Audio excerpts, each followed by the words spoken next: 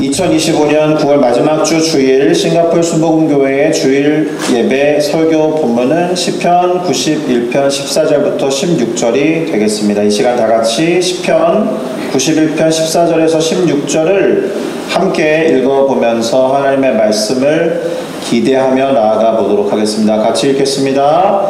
하나님이 이르시되 그가 나를 사랑한즉 내가 그를 건지리라. 그가 내 이름을 안즉 내가 그를 높이리라. 그가 내게 간구하리니 내가 그에게 응답하리라. 그들이 환난 당할 때에 내가 그와 함께하여 그를 건지고 영화롭게 하리라. 내가 그를 장수하게 함으로 그를 만족하게 하며 나의 구원을 그에게 보이리라 하시도다. 아멘. 자, 저는 방금 우리가 함께 읽어본 이 시편 91편 14절에서 16절 말씀을 가지고 하나님을 알고 또 사랑하는 이에게, 이와 같은 제목으로 잠시 말씀을 나누고 함께 기도하면서 오늘의 말씀을 우리들의 삶에 적용하고자 결단하도록 하겠습니다. 참고로 오늘 설교 본문은 우리가 한참 암송 연습하고 있는 시편 91편의 나머지 부분이 되겠습니다. 다음 주가 10월이니까 14절과 15절을 다음 주부터 매주일 3번 반복하게 되겠네요. 오늘은 알고 또 사랑하는 이 단어 때문에 이 제목에 대해서 생각해 보면서 비록 많은 분들이 아직 가정을 꾸리지는 않았지만 청년들이 덜어 있기는 하지만 남편과 아내, 여보와 당신, 그리고 자기라고 부르는 부부 사이의 호칭에 대해서 먼저 좀 살펴보는 것으로 설교를 시작해 보고자 합니다. 남편은 남의 편이 아니죠. 내 편이 아닌 남의 편이라는 의미가 아닙니다. 남자 쪽 집안을 통칭하여 부르는 말을 신랑이라는 의미로 확대해서 사용하게 된 말입니다. 아내는요, 아내는 안쪽이라는 의미에다가 전미사인가 어주사인가가 붙어서 형성된 말입니다. 그래서 안사람이라는 뜻을 갖게 됐죠. 근데 이제 남자들이 하도 아내들의 말을 안 들으니까 우스갯소리로 남편은 남의 편이야 이라고도 하는데, 반대로 아내라는 말은 안사람이라고 해서 언제나 자기 편이다라는 생각을 자연스럽게 하는 것 같습니다. 대단히 방심하고 있죠. 막대하는 측면이 없지 않다라는 점에서 저도 반성을 해봅니다. 유튜브 쇼츠나 인스타그램 릴스에 나오는 아주 웃긴 영상이 하나 있습니다. 임팩트가 있으니까 30초 정도 되는데 잠깐 보시겠습니다. 갖다 버려야 되겠다. 누구? 갖다 버려야 되겠다. 해비?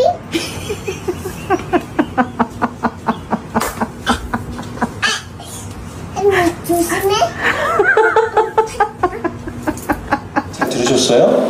갖다 버려야겠다. 갖다 버려야겠다. 누구? 갖다 버려야겠다. 할비? 이렇게 말하는 거죠. 할머니가 갖다 버려야겠다고 했더니 손녀딸이 할아버지요? 이렇게 물어보는 강렬한 동영상입니다. 손녀딸 때문에 웃어 넘기는 것이지만 저 조그만 아이가 저렇게 말할 정도로 우리 사회에서 부부간의 갈등이 제법 있다라는 뜻도 될 겁니다. 반성해야겠죠? 자, 그런데 부부 사이에 부르는 호칭에 여보, 당신이라는 말이 있습니다. 어르신들은 젊은 부부들이 자기야 이렇게 부르는 것보다 여보, 당신으로 부르라는 말을 한때는 강조하면서 많이 하셨습니다. 그 의미들을 보면 참 괜찮은 말들이 아닌가 하는 마음이 들어서 적어보았는데요. 여보는 같을 여자의 보배, 보자니까 한자가 아니라는 견해도 물론 있습니다. 여보세요에서 왔다는 뜻도 있습니다만 보배나 보석과 같다라는 뜻으로 풀이가 되는 한자로 볼 수 있습니다. 당신은 마땅할 당자의 몸 신자니까 몸에 해당하다, 몸에 마땅하다 이런 뜻이니까 내 몸과 같은 그대 이런 의미가 될 겁니다. 자기는 자기와 동일시해서 부르는 말이 되어서 여보, 당신, 자기라는 말 무엇을 쓰더라도 서로 간에 바람직한 관계를 지향하면서 부르는 꽤나 괜찮은 말들이 아닐까 의미를 생각하면서 부르면 훨씬 더 좋을 것 같습니다. 호칭이라는 게 참 그렇습니다. 우리도 사실 서로의 이름을 부르긴 하는데 그 이름이 갖고 있는 뜻을 생각하고 부르지 않죠. 저는 제 이름에 대한 자부심이 있습니다. 민규라는 이름의 한자가 엄청 좋아요. 아무도 모르셨죠? 제 이름의 뜻은 하늘의 별입니다. 네, 가을 하늘 민자의 별 규자예요. 그래서 가을 하늘의 별이에요. 지금이 제 시즌입니다. 네, 1년 내내 여름인 나라이지만 지금 이맘때에 하늘에 보이는 별이 저예요. 그러니까 이제 마음껏 불러주세요. 그렇다라고 민규야 이러지 마시고. 근데 어쨌든 그냥 이름으로만 쓰다 보니까 그 의미가 뭔지 모르고 넘어갈 때가 많이 있다. 그 의미에 주목하지 못하는 경우가 제법 있다. 그런데 부부간에 쓰는 이런 호칭들 그 의미를 알아가면서 신뢰를 쌓아가야 할 테고, 조금 더 확장해서 말을 해보면 서로에게는 사실은 편이 되어줘야 한다는 거예요. 항상 그래야 하는 거예요. 항상이라는 말에는 어떤 조건이나 상황에 상관없이 그래야 한다는 뜻이니까 무조건적으로 내 편이 되어야 한다는 뜻이 되는 겁니다. 무조건 내 편이다. 이게 배우자의 다른 이름이다 라는 뜻이에요. 이게 부부들에게만 해당되는 얘기가 되면 안 될 테니까 이야기를 조금 더 확장해 보겠습니다. 여러분, 무조건적으로 누군가를 응원하는 경우가 있습니까? 또는 누군가 다른 사람이 무조건적으로 나를 응원하면서 내 편이 되어주는 경우를 경험한 적이 있습니까? 그러면 어떨 것 같습니까? 기분이 어떨 것 같아요? 일단 무조건 내 편이 존재한다라는 것만으로도 안심이 될 겁니다. 그리고 평안이 밀려올 것이고 용기가 용솟음 칠 수 있을 것입니다. 또 내가 누군가에게 무조건적인 편이 되려고 마음을 먹는다라고 한다면 사실은 그 사람을 잘 알아야 하고 그 사람을 사랑해야 하고 심지어 그 사람을 도울 수 있는 힘과 능력도 갖춰야 할 겁니다. 물론 이 마음으로 응원하는 것으로도 충분하겠지만 이왕이면 실질적인 도움이 되면 훨씬 더 좋을 테니까 그렇겠죠. 그러니까 나 자신을 위해서 성공하고 잘 되어야겠다라는 단계에서 내가 무조건적으로 편이 되어야겠다라고 생각하는 어떤 대상을 위해서 내가 잘 되어야겠다라고 생각하는 것은 차원이 완전히 다른 이야기입니다. 나를 지원하고 그리고 나를 응원하는 어떤 대상이 무조건적으로 내 편이 되는 그 대상이 내가 뭐를 해도 다 감당할 수 있다라고 한다면 그 평안함은 이루 말할 수가 없을 거예요. 맞습니까? 자, 오늘 저는 우리가 같이 읽어보았던 설교 본문을 이런 관점으로 살펴보려고 합니다. 설교 본문 구절이 3구절밖에 되지 않기 때문에 빠르게 살펴보면 좋을 것 같습니다. 우선 14절을 보겠습니다. 우리 함께 읽어보겠습니다. 시작. 하나님이 이르시되 그가 나를 사랑한즉 내가 그를 건지리라. 그가 내 이름을 안즉 내가 그를 높이리라. 아멘. 이때 높이리라라는 단어는 보호한다 라는 뜻으로도 번역이 되는 단어여서 실제 영어 성경에서는 protect라는 단어로 번역을 해놓기도 했습니다. 자, 여기에서 하나님이 그라고 부르는 사람에게 주목해야 합니다. 하나님이 그라고 부르는 사람이 등장하고 있다라는 겁니다. 그 사람의 특징에 대해서 오늘 구절이 뭐라고 하고 있는지에 주목하셔야 되는데요. 하나님이 그라고 부르는 사람을 지금 오늘 구절 시편 91편 14절에서 뭐라고 하고 있습니까? 하나님을 아는 사람, 하나님을 사랑하는 사람, 그렇게 되어 있죠. 예, 하나님을 아는 사람 그리고 하나님을 사랑하는 사람. 그라는 사람이 정확히 누구라고 지칭해서 이름을 호명하고 있지는 않지만 그는 하나님을 알고 있고 그는 하나님을 사랑하는 사람이다라는 것을 이 한 구절을 통해서 알 수 있습니다. 맞습니까? 자, 이것을 일반화해서 그러면 여기에 드러나는 하나님은 어떻게 묘사할 수 있습니까? 이 구절을 통해서 이 구절을 차분히 관찰해 보시면 이 구절에 기록된 하나님은 어떤 분이라고 우리는 알 수 있습니까? 하나님은 당신을 사랑하는 이를 모든 환난과 고통 가운데에서 건져내시고 당신을 아는 사람을 보호하시며 높여주시는 분이다라는 뜻이 되는 겁니다. 그러니까 성경 구절을 관찰해서 거기서 어떤 정보를 끌어낼 때 거기서 알 수 있는 어떤 사람의 특징도 찾아볼 수 있겠지만 우리가 묵상하는 데 있어서 가장 주안점을 둬야 하는 것은 그 구절을 통해서 알 수 있는 하나님은 어떤 분이신지에 초점을 둬야 한다면 이 구절을 통해서는 그런 하나님이 보인다라는 겁니다. 맞습니까? 그렇게 하나님을 깨달아 알면 그 하나님을 찬양하게 될 줄로 믿습니다. 할렐루야. 이 구절이 그렇게 어렵지는 않겠죠. 이해하는 측면에서는 그냥 잘 넘어갈 수 있을 거다라고 믿습니다. 다음 구절 15절을 한번 보겠습니다. 같이 읽겠습니다. 시작. 그가 내게 간구하리니 내가 그에게 응답하리라. 그가 환난 때에 내가 그와 함께하여 그를 건지고 영화롭게 하리라. 아멘. 자, 여기에서의 그는 앞구절에서 살펴봤던 그와 동일한 인물입니다. 어떤 사람이라고요? 하나님을 아는 사람, 하나님을 사랑하는 사람, 하나님이 그를 건지시고 높이시며 보호하시는 그 사람. 이제 어떻게 한다는 거예요? 간구한다라는 거예요. 간구, 그 사람이 간구할 것을 아신다라는 뜻입니다. 이게 무슨 뜻이에요?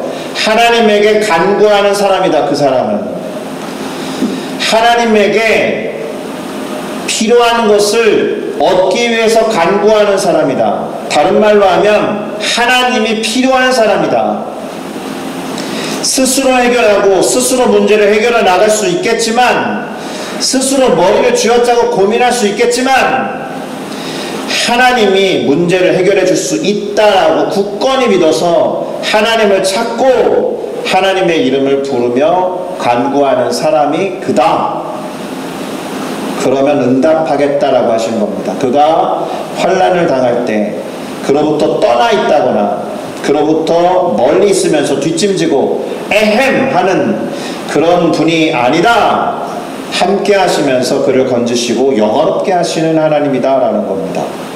전제가 있습니다. 계속 우리는 그라는 사람에게 집중해야 됩니다.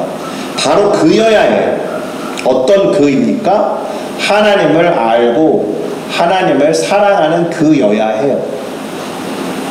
그런 사람이야말로 하나님에게 간구하면서 그분을 찾고 그분의 이름을 부르면 하나님이 어김없이 응답하시고 모든 환난에 함께 하시면서 구원하실 뿐만 아니라 영원롭게 하신다라는 겁니다. 하나님을 알고 하나님을 사랑하면서 동시에 모든 문제를 하나님만이 해결해 주실 수 있다라는 것을 믿으며 간구하는 자에게. 할렐루야. 됐죠? 여기까지 내용이 어렵지 않죠? 문제는 뭐예요? 그렇게 하느냐, 그렇게 하지 않느냐의 차이가 될 겁니다. 다음 구절, 오늘 설교 본문의 마지막 구절을 한번 보겠습니다. 16절인데요. 이것도 함께 읽겠습니다. 시작. 내가 그를 장수하게 함으로 그를 만족하게 하며 나의 구원을 그에게 보이리라 하시도다. 아멘. 여기에서의 그도 누구라고요? 하나님을 알고 하나님을 사랑하는 이. 모든 문제를 하나님 안에서 해결하고자 부르짖고 간구하는 이. 하나님을 전적으로 붙잡고 의지하는 이. 그 사람은 장수함으로 만족할 것이다. 오래 산다라는 뜻일까요? 표면적으로 물리적으로는 그럴 수 있겠습니다만 이 구절에서의 방점은 어디에 있을까요? 하반절에 있습니다. 나의 구원을 그에게 보이리라. 구원을 보인다는 말은 구원이 필요한 순간에 어김없이 나타나서 당신이 구원자 되심을 드러내신다라는 뜻입니다. 구원이 필요한 순간이 제법 많이 있다라는 뜻이에요. 우리가 살다 보면 어려움도 많고 고통도 있고 갈등도 있고 환난도 있는데 그때마다 어김없이 내 편 되신 하나님께서 나타나셔서 구원해 주신다라고 한다면 위기와 환난을 잘 넘어가겠죠. 그래서 무탈하게 장수할 수 있겠다는 의미도 될 테지만 영원한 삶을 하나님과 함께 산다라는 뜻이 될 겁니다. 당신을 알고 당신을 사랑하는 이에게 구원을 보이심으로 인해서 그는 환난을 당해도 구원을 얻을 것이고 위험천만한 상황에서도 보호를 받아서 장수하게 되면서 만족할 것이고 감사하게 될 것이라는 말이겠지만 더 중요한 것은 everlasting life를 with God 한다는 거예요. 영원한 삶을 하나님과 함께 살면서 만족하고 행복한 삶 그 자체가 뭐겠어요? 하나님 나라이겠죠. 여러분 그런 예화가 있습니다. 언젠가 제가 말씀을 드렸을지도 모릅니다. 30명이 타고 가는 버스가 사고가 났습니다. 12명이 살았고 18명이 죽었습니다. 공교롭게도 12명이 모두 크리스찬이었고 크리스찬이 아닌 넌 크리스찬 18명이 죽었습니다. 잘 모르는 교회 공동체에서는 하나님을 찬양했습니다. 하나님을 믿는 자녀들을 살려주셔서 감사합니다. 그들의 감사 고백 안에는 죽어간 18명에 대한 이야기는 없습니다. 여러분, 하나님을 믿고 하나님과 영원한 삶을 살기로 작정되어 있고 그렇게 보장된 우리가 물론 사고가 났을 때 살아 돌아오면 좋겠지만 하나님을 믿지 않고 영원한 삶을 하나님과 보낼 수 없는 것으로 보여지는 믿지 않는 18명이 죽었다라면 그들의 생명에 대해서는 왜 안타까워하지 않는 겁니까? 차라리 우리가 죽으면 우리는 하나님과 영원한 삶을 사는 것이지만 하나님을 믿지 않는 사람이 죽었을 때 그들의 영원한 삶은 도대체 어떻게 되는지에 대해서 왜 진지하게 생각하지 않고 하나님을 믿는 자들 12명이 살아 돌아온 것으로 그렇게 기뻐해야 되느냐. 하나님을 믿지 않고 죽어간 18명에 대해서 안타까워하는 교회와 성도들이 되어야 하지 않겠습니까? 육신을 벗어나서 살아도 육신에 갇혀 살아도 만족하며 사는 상태, 이미 임한 하나님 나라를 살아서 죽음 너머의 영원한 삶에서도 하나님의 통치를 받아서 하나님과 함께 살아가면서 만족하는 삶을 약속하신 것이다 라고 봐야겠죠? 할렐루야. 그러니까 오늘 시편 91편 14절에서 16절을 요약해보면 당신을 사랑하는 자를 건져주시고 당신의 이름을 알고 부르짖는 사람을 높여주시면서 그렇게 찾으면서 간구할 때 응답하시고 환난에서 함께 하시며 영화롭게 하신다라는 약속의 말씀이 시편 91편 14절에서 16절의 내용이 되겠다. 하나님을 알고 하나님을 사랑하는 이에게 하나님이 이렇게 시편 말씀으로 약속하셨다라는 겁니다. 더 쉽게 말하면 하나님이 우리의 편이 되어주신다라는 약속이다라는 거예요. 누군가가 환난 가운데에서도 떠나거나 멀리 떨어져 계신 것이 아니라 함께 하고 있는 안정감. 여러분 그 극단을 보여주는 영화가 또 한편 있습니다. 지난주부터 계속 영상을 몇 개씩 보는데 먼저 그 장면을 성대모사하는 조금 재미있는 예능 프로그램의 한 장면과 함께 그 장면을 한번 보도록 하겠습니다. 대사를 따라. 대사. 자, 레디. 닮았어. 액션.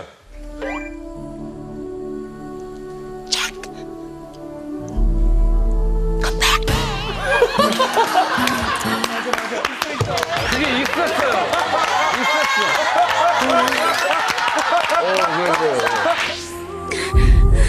Jack, come back. 네. 웃기게 희화했지만 대단히 사실은 감동적인 장면 아닙니까? 사실은 대단히 절박하고 간절한 상태를 묘사한 장면입니다. 그런데 제가 이 영화의 장면을 보면서 생각한 질문이 있습니다. 그것이 무엇이냐면 이 영화 타이타닉에서 남자 주인공인 잭이 여자 주인공인 로즈를 과연 얼마나 알았을까요? 그 사람 도대체 이 여자 주인공 로즈를 얼마나 알았길래 그 나무 한 조각을 그 여인에게 양보하고 죽어간 것일까요? 불과 며칠이 전부예요. 그 여인을 보고 사귀어야겠다 그리고 사랑을 나눈 게 불과 며칠에 불과합니다. 이 타이타닉이라는 전대미문의 호화 여객선을 타고 서로를 호감을 느끼고 사랑에 빠진 게 전부예요.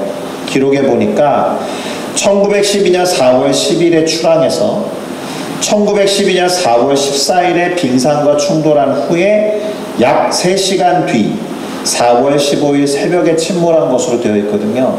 물론 잭이랑 로즈가 실제 존재하는 인물은 아닐 겁니다. 그걸 다 쳐도 두 사람이 처음부터 사랑에 빠져서 서로를 알아갔다라고 해도 5일이 채 되지 않는데 그 5일 동안 그 여인을 얼마나 알았다고, 그 여인을 얼마나 사랑했다고. 이 잭이라는 사람은 그 정도 알았던 여인을 위해서, 그렇게 짧게 사랑한 여인 로즈를 위해서 목숨을 버렸을까요? 그러면 이제 반대로 이런 질문을 던져봐야겠죠. 도대체 하나님은 우리를 얼마 동안이나 알아오셨을까요?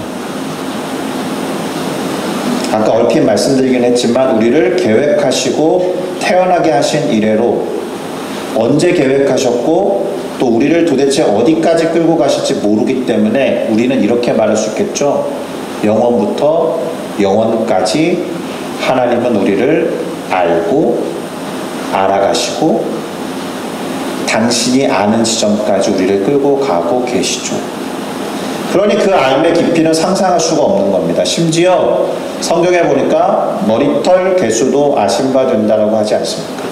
우리에 대해서 모르시는 게 없는 분, 우리를 속속들이 다 아는 그분이 우리 편이 되어주신다라면 그건 도대체 어느 정도의 알미 되어야 합니까? 여러분, 때때로 사람들은 전혀 모르는 사람들을 위해서도 목숨을 걸고 기꺼이 희생하기도 합니다. 소방공무원 분들이 대체로 그렇고 응급구조원 분들도 그렇습니다. 얼마 전에 한국에서 어떤 응급구조원 분이 사람을 살리고 혼자 죽어가신 분을 위한 그런 추모가 있었습니다. 한 분을 소개해드리려고 하는데 2001년에 일본에서 한 명의 청년이 도쿄 지하철 승강장에 떨어진 술에 취한 사람을 건져내고 목숨을 잃은 일이 있습니다. 일본에서요. 근데 그 사람을 살린 사람이 일본인이 아니고 한국 사람이에요. 한국 청년이 그렇게 한 겁니다. 그분의 이름은 이수연 씨입니다. 일본에서 그를 의인으로 추모하고 매년 그의 기일에 추념 행사를 합니다. 정확히 제 또래의 사람입니다. 24년 전에 그의 몸을 던져서 헌신하고 희생했으니까 27, 8세에 하늘나라로 간 겁니다. 전혀 모르는 사람을 위해서도 기꺼이 그 사람의 편이 되어서 그 사람을 구원해내는 사람도 이렇게 있는데, 여러분, 영원 전부터 우리를 계획하시고 태어나게 하신, 그리고 우리를 아시는, 또 우리를 사랑하시는 하나님이, 그것도 하나님은 목숨을 잃을 일도 없으시고 영원한 능력자, 모든 능력과 권세를 갖고 계신 그분이 우리의 편이 되셔서 구원을 보이신다는데, 그러면 이러한 사실, 영원한 전능자가 우리의 편이 되어주신다라는데, 그 하나님이 무조건적으로 나의 편이 되어주신다는데 그 사실이 어떻게 다가오십니까? 이렇게 질문을 던져봐야 합니다. 이게 오늘 설교의 마무리예요. 오늘 우리가 주목해야 하는 것은 하나님이 내 편이 되어주신다라는 이 사실, 진리인데, 그보다 더 생각해 봐야 되는 것은 그 진리 앞에 나는 어떤 느낌을 갖느냐, 그 진리 앞에 나는 어떤 태도를 취하느냐, 나는 그 진리에 대해서 무엇을 느끼느냐, 나는 어떻게 그 사실을 느끼고 그 사실과 그 진리는 나에게 어떻게 와닿는가, 이 질문을 생각해 봐야 돼요. 왜냐하면 이거는 진리거든요. 진리 앞에 우리가 취할 수 있는 반응은 단순화시키면 딱 두 개입니다. 하나는 그 사실로 인해서 큰 힘과 위로가 되면서 안정감을 받는 사람이 있는 반면에 와닿지 않고 아무 느낌이 없는 사람. 이 두 부류의 차이는 어디에서 올까요? 물론 늘 그러는 것도 아니고 늘 그러는 것도 아닐 겁니다. 그렇게 느낄 때도 있고 반대로 그렇게 못 느낄 때도 있겠지만 지금 여러분의 느낌과 감정은 어디에 서 있습니까? 무덤덤하고 아무 생각이 없다면 적어도 오늘 본문에서 하나님이 언급하신 그라는 사람의 영역에 포함되지 않을 수 있습니다.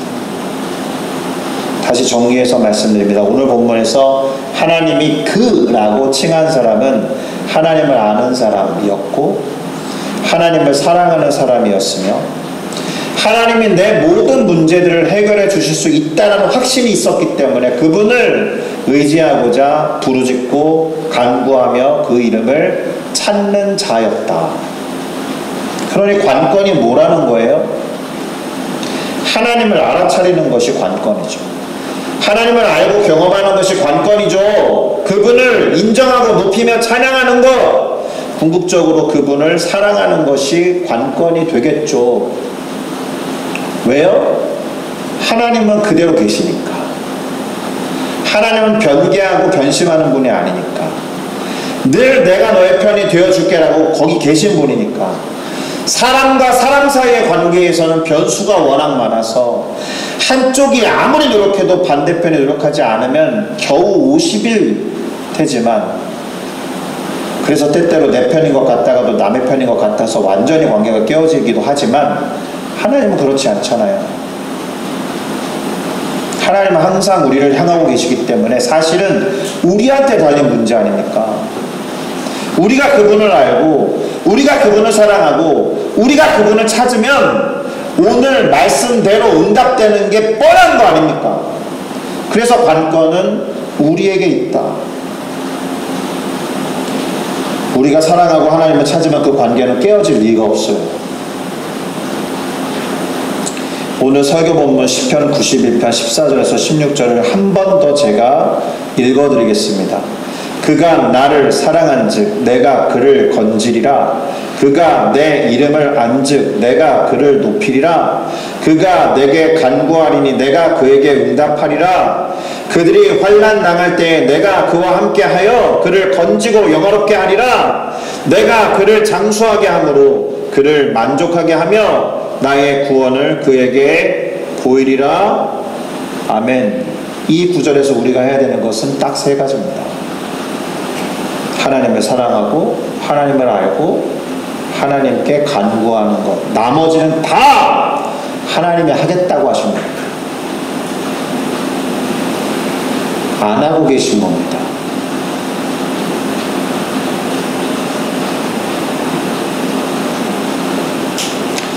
조금 무서운 결론을 내리겠습니다. 하나님을 알지 못하면, 하나님을 사랑하지 않으면, 하나님께 간구하며 그 이름을 부르지 않으면 아무리 오늘 시편 말씀으로 시퍼렇게 살아있는 하나님이 말씀으로 기록한 약속이라고 해도 그분이 우리 편이 되신다라고 해도 아무런 의미가 없을지도 모른다라는 거예요.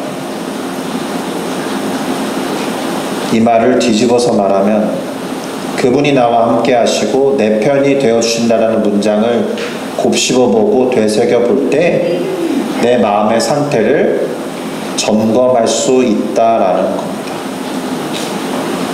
내가 하나님을 얼마나 알고자 했는지, 또 그분을 얼마나 사랑하고 사랑하려고 했는지, 하나님을 의지하고자 그분을 붙잡고 그 이름을 부르면서 간구했는지 돌아보면서 그렇게 해야 한다라는 겁니다. 제가 이제 양육을 하면서 아직 지금 양육받으시는 분들에게는 던진 질문이 아니지만 과거에 한국에서 대학생들 양육을 할 때 자기 신앙을 점검하기 위해서 던진 질문 중 하나가 성령이 네 안에 계시면 어떤 느낌이 드냐였습니다. 첫 번째, 너무 감사하고 좋아요. 아, 이 친구는 지금 너무 좋은 상태에 있구나. 두 번째, 무서워요. 괜찮다. 성령이 너를 다스리는 삶을 그래도 살고 있는 것이다. 아무 생각이 없는데요. 그게 가장 큰 문제입니다. 무미건조하고 그 관계 자체가 문제가 있다는 뜻입니다. 그런 얘기 있죠. 연예인들 마치 악플이라도 달려야 관심이라도 받는 것이다라고 말하는 연예인들의 말처럼 아무 느낌이 들지 않고 무덤덤하다면 그건 큰 문제가 있는 겁니다. 차라리 무서워라도 하셔야 돼요. 그러니 점검해 보시기 바랍니다. 정말로 중요합니다. 신앙에 있어서 대단히 중요한 핵심이 여기 있습니다. 나는 하나님을 알고 알아가고 있는가? 나는 하나님을 사랑하고 사랑하려고 하는가? 나는 하나님을 의지하고 문제가 있을 때마다 하나님께 기도하며 간구하는가? 하나님이 내 편이 되신다라는 말씀에 내가 동하려면 이래야 한다라는 겁니다. 더욱더 하나님을 알고 사랑하면서 그분을 신뢰하고 의지해서 그분을 찾고 구하는 우리 모두가 되기를. 그래서 전지전능하고 원탑이신 하나님이 내 편이 되신다는 말 때문에 기꺼이 당당할 수 있고 걱정하지 않는 우리 모두가 되기를 예수 그리스도의 이름으로 축복합니다. 기도하시겠습니다.